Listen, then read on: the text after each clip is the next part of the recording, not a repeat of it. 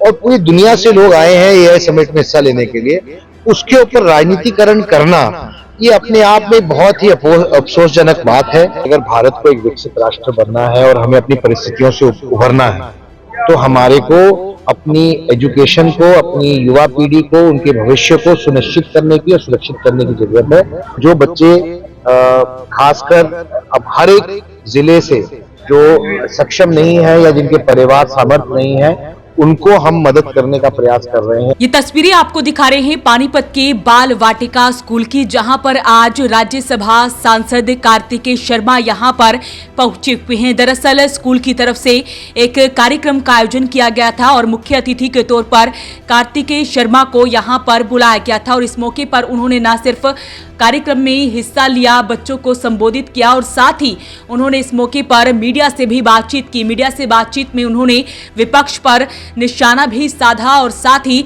AI को लेकर क्या कुछ कहा है वो भी आपको सुनवाते हैं। ये अभद्र व्यवहार है कांग्रेस पार्टी और यूथ कांग्रेस द्वारा जो ये एआई समिट किया गया है, क्योंकि ये जो कार्यक्रम होते हैं ये राजनीति से ऊपर होते हैं। ये देश का प्रतिनिधित्व करते हैं और देश का गौरव नाम बढ़ाते हैं और पूरी दुनिया से लोग आए हैं एआई समिट में हिस्सा लेने के लिए, उसके ऊपर राजनीतिकरण करना ये अपने आप में बहुत ही अफसोसजनक बात है। और मैं समझता हूँ इसकी जितनी कड़ी से कड़ी निंदा की जाए कम है। और जो हम भारत की छवि दुनिया में दिखाना चाहते हैं वो उसको धूमिल करने का काम कांग्रेस पार्टी ने और यूथ कांग्रेस ने किया है। तो मैं समझता हूँ कि बहुत ही अफसोसजनक बात है।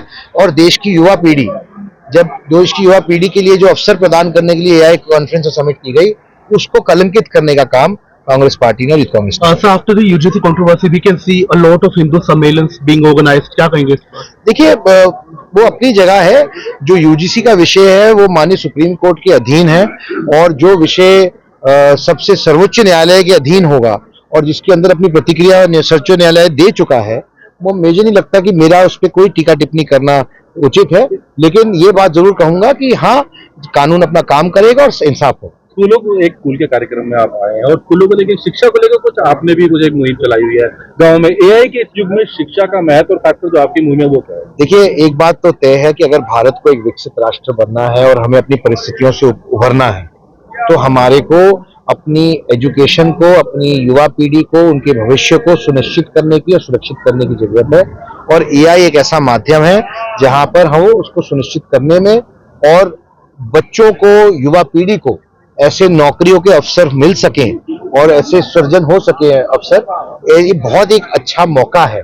और मुझे नहीं लगता है कि हर बच्चे को सरकारी नौकरी मिल सकती है, इसलिए हमें ऐसी व्यवस्थाएं बनानी है कि हर बच्चे को रोजगार मिल सके और उसके हेतु ये बहुत ही महत्वपूर्ण कदम है, इसका फायदा हमारी युवा पीढ़ी को उठाना चाहिए। तो तस्वीरें आपने देखी। आज पानीपत शहर में बाल वाटिका स्कूल में कार्तिकेय शर्मा पहुंचे। उन्होंने एआई को लेकर कहा कि ये आने वाले भविष्य में बच्चों के लिए एक अच्छा साबित होने वाला यंत्र है। तो पाठशालाओं का आपने भी कोई मुहिम चलाई है जिलों में, वो क्या है?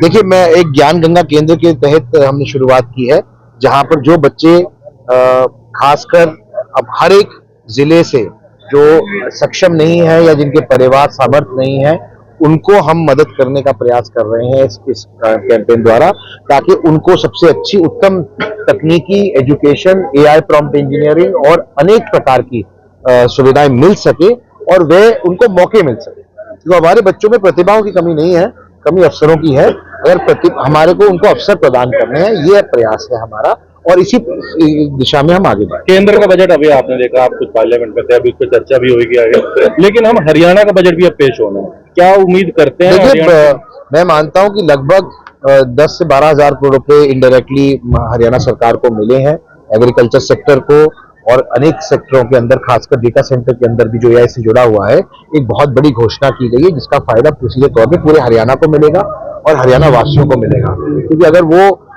हमारे यहाँ फ्यूचर डिपार्टमेंट गठित हो चुका है, डेटा सेंटर पॉलिसी बन चुकी है, उसके बाद केंद्र सरकार के समन्वय के साथ ये जो इनकम टैक्स पे एग्जेम्पशन दी गई है, हरियाणा में डेटा सेंटर आके लगेंगे और उसका फायदा आम जन को मिलेगा।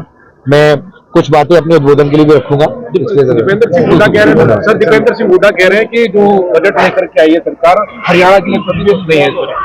तो ऐसी बात नहीं है, मैंने अभी आपके सामने रखी है बात। अगर जानकारी है तो उनको जानकारी देनी चाहिए, आपके माध्यम से जरूर दें। तो अपील रहेगी इस वीडियो को आप शेयर जरूर करें। वॉइस ऑफ पानीपत के लिए सूरज शर्मा के साथ कुलवंत सिंह की रिपोर्ट।